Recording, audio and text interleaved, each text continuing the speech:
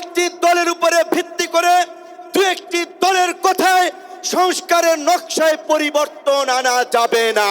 পীর সাহেব সহ জামাতের নেতৃবৃন্দ তারাও বলছে, আমরাও বলছি, আজকে সারা বাংলাদেশের উপজেলা, পৌরসভা, সিটি কর্পোরেশনে স্থানীয় জনপ্রতিনিধি নাই। জনগণ চরম দুর্ভোগের শিকার হচ্ছে সেবা পেতে গিয়ে। সরকারের উন্নয়নমূলক কর্মকাণ্ড ব্যাহত হচ্ছে এবং 50 বছরের যে অভিজ্ঞতা, নির্বাচনের পরে রাজনৈতিক দলগুলো, এমপিরা মিলে, মন্ত্রীরা মিলে কেন্দ্র দখল করে তাদের নেতাদেরকে পুলিশ প্রশাসনকে দিয়ে জেতায়। কাজী এই সরকারের আমলে যেমনিভাবে জাতীয় নির্বাচন হবে, একই সাথে অনতি বিলম্বে আমরা স্থানীয় নির্বাচন আয়োজনেরও দাবি জানাচ্ছি। তাই আজকের এই সমাবেশের জন্য ইসলামী আন্দোলন বাংলাদেশের নেতৃবৃন্দকে ধন্যবাদ জানাই। আমি গাড়ি থেকে আসার পথে দেখেছি মৎস্য ভবন, শাহবাগ, হাইকোর্ট মোড় সমস্ত জায়গায় লোকে লোকারণ্য, এই মাঠের বাইরেও। কাজে মাঠে যারা আছেন, মাঠের মধ্যেই লোকে সীমাবদ্ধ, এটা না, চতুর্দিকে লোকে লোকারণ্য।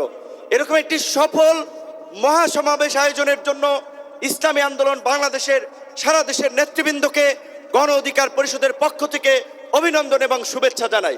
অভিনন্দন এবং শুভেচ্ছা জানাই ইসলামী আন্দোলনের পীর সাহেবকে এবং তার সাথে অন্যান্য সিনিয়র নেতৃবৃন্দকে, যারা আজকের ইসলামী আন্দোলনের এই সমাবেশে বাংলাদেশের প্রায় সকল মত পথের রাজনৈতিক দলের নেতৃবৃন্দকে এই মঞ্চে একত্রিত করেছেন।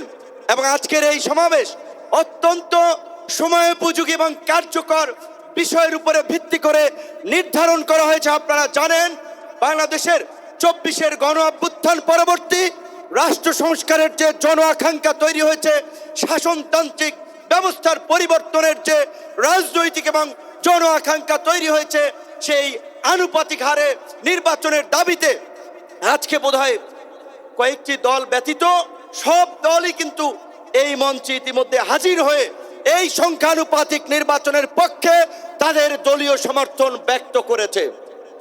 আমরা পরিষ্কারভাবেই সংস্কার কমিশনকে বলতে চাই, সমাবেশ শুধু একটা দলের দেখেছেন, সবেমাত্র শুরু হয়েছে। ইসলামী আন্দোলন আজকে করেছে, 19 তারিখ জামাত করবে, তারপরে গণ অধিকার পরিষদ করবে।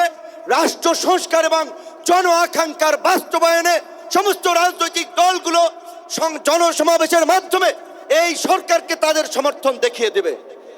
তাই আমরা বলতে চাই, কোন দু একটি দলের উপরে ভিত্তি করে দু একটি দলের কথায় সংস্কারের নকশায় পরিবর্তন আনা যাবে না।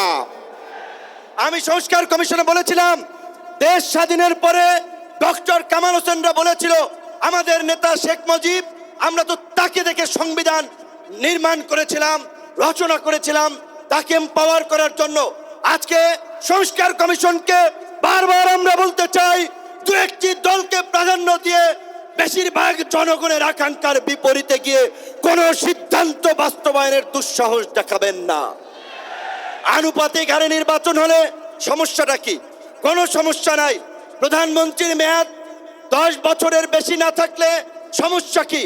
আমরা অত্যন্ত যৌক্তিকভাবে এই কথাগুলো দফায় দফায় আলোচনায় তুলে ধরছি, কিন্তু এটা পরিষ্কার, সংবিধান এই সংস্কার জাতীয় ঐক্যমত্য কমিশন কেন জানি দু একটি দলের প্রতি পক্ষপাতমূলক আচরণ করছে। এই পিয়ার পদ্ধতি তাদের এজেন্ডায় বাদ দিয়ে তারা ঘুরাই দিল।